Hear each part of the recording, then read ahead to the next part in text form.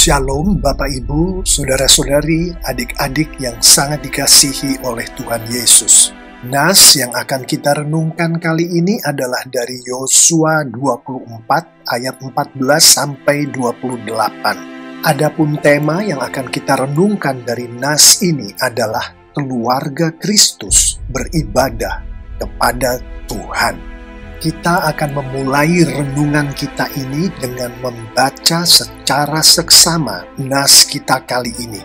Mari kita pause terlebih dahulu video YouTube ini di layar yang saat ini berada di hadapan kita bersama. Nas yang ada di hadapan kita adalah dari Alkitab Bahasa Indonesia versi terjemahan baru. Ayat emas kita kali ini adalah ayat 15. Tetapi jika kamu anggap tidak baik untuk beribadah kepada Tuhan, pilihlah pada hari ini kepada siapa kamu akan beribadah. Allah yang kepadanya nenek moyangmu beribadah di seberang sungai Efrat, atau Allah orang Amori yang negerinya kamu diami ini. Tetapi aku dan seisi rumahku, kami akan beribadah kepada Tuhan. Saya akan mengajak kita semua untuk merenungkan secara seksama tema kita kali ini dari sudut pandang Tuhan Yesus, sebagaimana disampaikan oleh firman Tuhan di dalam Alkitab kita. Kita akan memulai dengan merenungkan keluarga Kristus menurut Tuhan Yesus Kristus sendiri. Di Matius 12 ayat 48, Tuhan Yesus sendiri berfirman, "Siapakah ibuku? Siapakah saudara-saudaraku?" Lalu Tuhan Yesus menunjuk kepada pengikut-pengikutnya dan berkata, "Inilah ibu dan saudara-saudaraku, orang yang melakukan kehendak Bapa-Ku yang di surga. Dialah saudara laki-laki, saudara perempuan, dan ibuku." Secara tersurat dan tersirat, firman Tuhan ini menunjukkan bahwa menurut Tuhan Yesus sendiri, keluarganya, keluarga Kristus adalah orang-orang yang melakukan kehendak Bapa-Ku, Bapanya Tuhan Yesus yang ada di surga.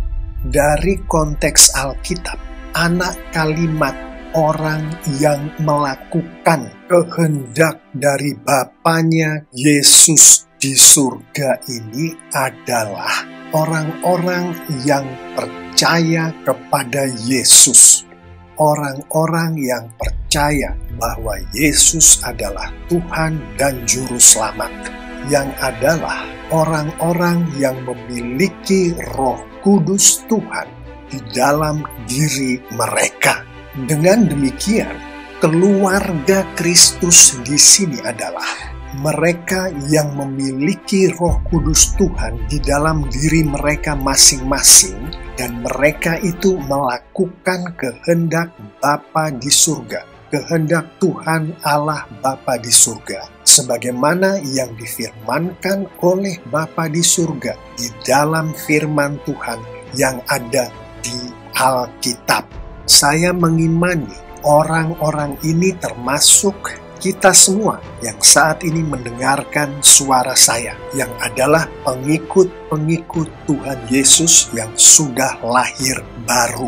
Setelah merenungkan dengan jelas yang dimaksud dengan keluarga Kristus oleh Tuhan Yesus sendiri, mari kita renungkan siapa sajakah di dalam nas kita kali ini yang dapat dikatakan sebagai bagian dari keluarga Kristus ini. Dari nas kita kali ini, dengan mengartikannya secara tersurat dan tersirat, kita mendapati bahwa Yosua adalah termasuk di dalam keluarga Kristus ini. Seisi rumah Yosua yang beribadah kepada Tuhan termasuk di dalam keluarga Kristus ini. Bangsa Israel yang beribadah kepada Tuhan termasuk di dalam keluarga Kristus ini. Selanjutnya, mari kita renungkan Tuhan menurut Tuhan Yesus sendiri. Di Matius 6 ayat 24, Tuhan Yesus sendiri berfirman, "Tak seorang pun dapat mengabdi kepada dua tuan, karena jika demikian, ia akan membenci yang seorang dan mengasihi yang lain, atau ia akan setia kepada yang seorang dan tidak mengindahkan yang lain. Kamu tidak dapat mengabdi kepada Allah dan kepada Mamon." Dengan membaca konteks dari ayat ini terhadap Injil Matius maupun seluruh Alkitab, secara tersurat dan tersirat, firman Tuhan ini menunjukkan bahwa Tuhan Yesus sedang mengacu kepada Bapanya yang di surga. Pada saat Tuhan Yesus mengatakan Allah, atau di dalam bahasa Yunani-nya Theos, ini adalah salah satu penafsiran yang ada mengenai ayat ini. Saya sengaja memilih firman Tuhan dari ayat ini, karena di ayat ini Tuhan Yesus sendiri menjelaskan mengenai Tuhan, mengenai Theos, dengan menyampaikan kepada kita suatu pribadi yang bukan Tuhan, yang di dalam ayat ini adalah Mamon. Firman Tuhan yang kita renungkan kali ini di nas kita, khususnya di Yosua 24 ayat 15, juga menjelaskan mengenai Tuhan. Dengan firman Tuhan ini menyampaikan mengenai pribadi-pribadi yang bukan Tuhan. Yang di ayat 15 ini termasuk Allah, atau lebih tepatnya ilah dari para nenek moyang orang-orang Israel yang dulunya bermukim di seberang sungai Efrat, dan juga pribadi yang adalah ilah dari orang-orang Amori yang negerinya pada saat itu didiami oleh orang-orang Israel. Di dalam ayat ini, firman Tuhan menyatakan Tuhan sebagai Yahweh. Dengan demikian, secara tersurat dan tersirat, kita dapat mengetahui dengan pasti bahwa Tuhan, bahwa Theos yang dimaksud oleh Tuhan Yesus adalah Yahweh, bukan Mamon, bukan ilah dari nenek moyang orang-orang Israel, dan bukan pula ilah dari orang-orang Amori. Selanjutnya lagi, mari kita renungkan beribadah menurut Tuhan Yesus. Di Matius 22 ayat 37, Tuhan Yesus sendiri berfirman, "Kasihilah Tuhan Allahmu dengan segenap hatimu, dan dengan segenap jiwamu, dan dengan segenap akal budimu." Firman yang disampaikan oleh Tuhan Yesus ini adalah juga firman yang disampaikan oleh Yahweh, sebagaimana difirmankan oleh Tuhan melalui Ulangan 6 ayat 5. "Kasihilah Tuhan Allahmu dengan segenap hatimu, dan dengan segenap jiwamu, dan dengan segenap kekuatanmu." Menempatkan sabda dari Tuhan Yesus di ayat 37 ini ke dalam konteks seluruh Alkitab, dari salah satu penafsiran yang ada akan ayat ini, kita mendapatkan bahwa menurut Tuhan Yesus, beribadah adalah dengan kasih, beribadah adalah dengan segenap hati, adalah dengan segenap jiwa, adalah dengan segenap akal budi, adalah dengan segenap kekuatan dari si orang yang beribadah itu. Firman Tuhan di Roma 12 ayat 1 melalui Rasul Paulus menjelaskan akan hal beribadah ini lebih jauh. Karena itu, saudara-saudara, demi kemurahan Allah, aku menasehatkan kamu supaya kamu mempersembahkan tubuhmu sebagai persembahan yang hidup, yang kudus, dan yang berkenan kepada Allah. Itu adalah ibadahmu yang sejati. Salah satu penafsiran dari ayat ini termasuk, menurut firman Tuhan, ibadah yang sejati adalah dengan si orang yang beribadah ini mempersembahkan seluruh tubuhnya kepada Tuhan. Firman Tuhan di nas yang sedang kita renungkan ini, khususnya di Yosua 24 ayat 14, menjelaskan lebih jauh lagi mengenai beribadah ini. Oleh sebab itu, takutlah akan Tuhan dan beribadahlah kepadanya dengan tulus ikhlas dan setia. Jauhkanlah Allah yang kepadanya nenek moyangmu telah beribadah di seberang sungai Efrat dan di Mesir, dan beribadahlah kepada Tuhan. Secara tersurat dan tersirat, firman Tuhan di ayat 14 ini menunjukkan kepada kita bahwa beribadah bagi setiap orang yang beribadah kepada Tuhan, beribadah kepada Yahweh, yang saya imani adalah kita semua yang mendengarkan suara saya ini, yang adalah pengikut-pengikut Tuhan Yesus yang sudah lahir baru, dilakukan dengan takut akan Tuhan, dilakukan dengan tulus ikhlas dan setia kepada Tuhan, dilakukan dengan menjauhkan, dengan meniadakan ilah lain dari hadapan si orang yang beribadah termaksud, dilakukan hanya dan hanya kepada Tuhan, hanya dan hanya kepada Yahweh. Demikianlah Bapak, Ibu, Saudara-saudari, adik-adik yang sangat dikasihi oleh Tuhan Yesus, mengenai keluarga Kristus yang sejati, beribadah dengan benar dan sungguh-sungguh kepada satu-satunya Tuhan, kepada Yahweh. Saya akan menutup renungan kita kali ini dengan beberapa poin penting berikut. Poin penting pertama adalah beribadah kepada Tuhan, beribadah kepada Yahweh hanya dapat dilakukan melalui Tuhan Yesus Kristus.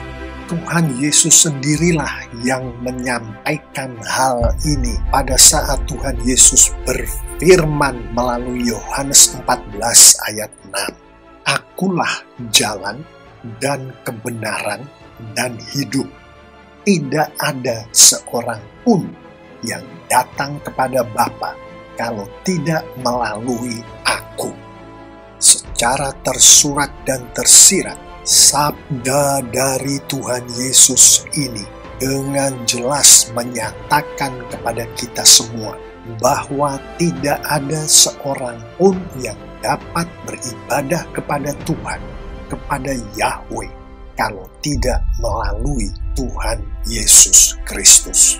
Artinya, hanya orang-orang yang memiliki Yesus Kristus sebagai Tuhan dan Juru Selamatlah yang dapat beribadah kepada Tuhan, kepada Yahweh. Saya tegaskan kembali, hanya orang-orang yang percaya bahwa Yesus Kristus adalah Tuhan dan Juru Selamatlah yang dapat beribadah kepada Tuhan, dapat beribadah kepada Yahweh.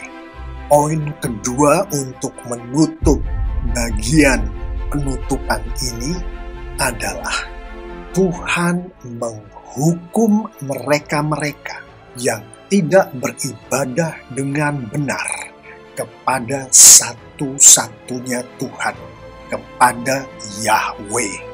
Firman Tuhan di nas kita kali ini, khususnya di Yosua 24 ayat 19 dan 20 dengan jelas secara tersurat dan tersirat menyatakan hal ini.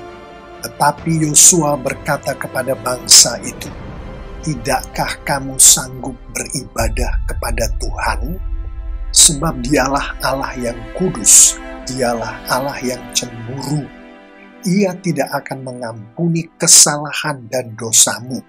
Apabila kamu meninggalkan Tuhan dan beribadah kepada Allah asing, maka Ia akan berbalik daripadamu dan melakukan yang tidak baik kepada kamu, serta membinasakan kamu, setelah Ia melakukan yang baik kepada kamu dahulu." Inti dari kedua ayat ini mengenai beribadah kepada Tuhan, kepada Yahweh, yaitu Tuhan menghendaki umatnya harus beribadah kepada Tuhan dan hanya beribadah kepada Tuhan.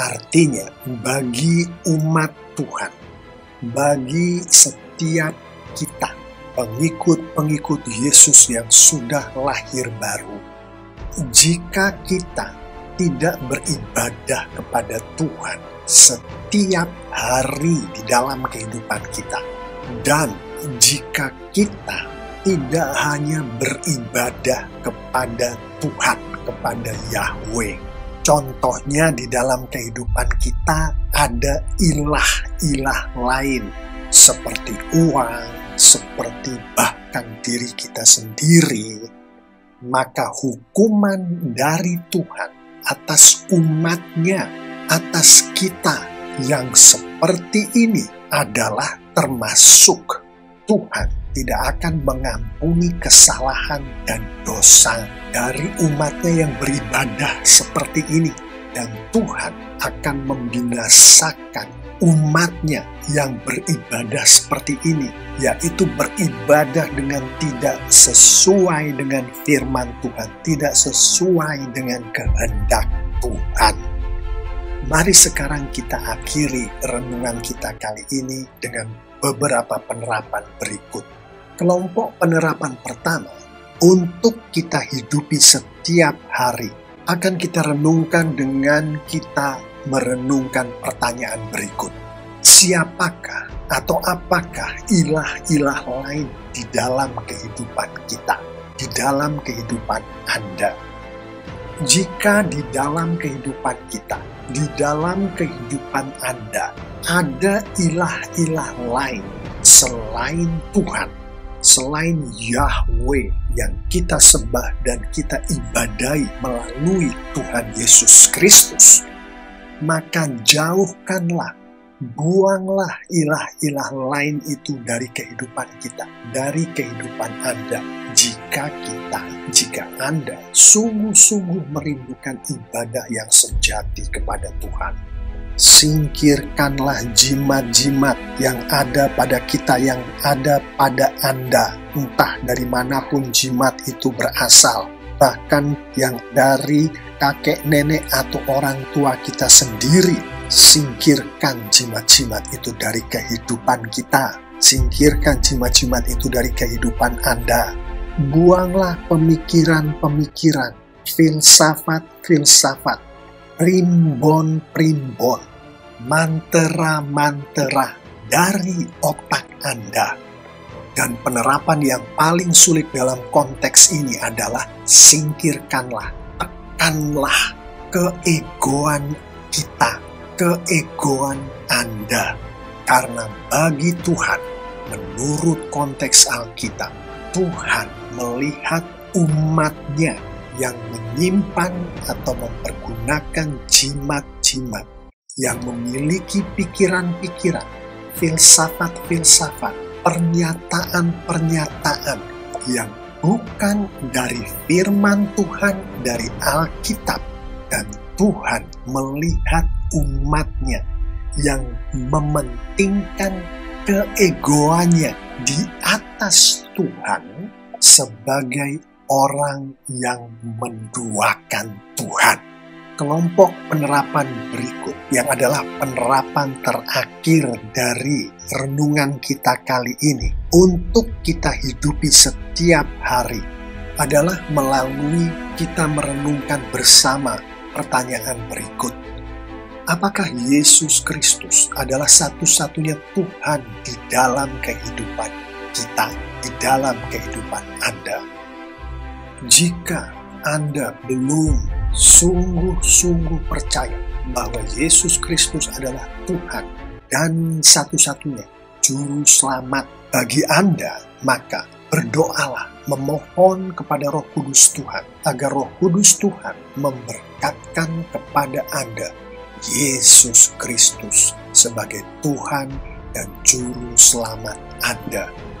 Sekiranya Anda sudah sungguh-sungguh mengenal Yesus Kristus sebagai Tuhan dan Juru Selamat, namun Anda menyadari bahwa di dalam kehidupan Anda masih ada ilah-ilah lain, termasuk diri Anda sendiri, maka berdoalah, memohon kepada Roh Kudus Tuhan agar Roh Kudus Tuhan menyingkirkan ilah-ilah lain ini dari kehidupan Anda, dari kehidupan kita. Bapak, Ibu, saudara-saudari, adik-adik yang sangat dikasihi oleh Tuhan Yesus, saya mengimani jika kita semua pengikut-pengikut Yesus yang sudah lahir baru menghidupi firman Tuhan ini lengkap dengan penerapan-penerapannya, maka Tuhan kita, Yahweh, melalui Tuhan kita Yesus Kristus, semakin dimuliakan dengan luar biasa. Amin.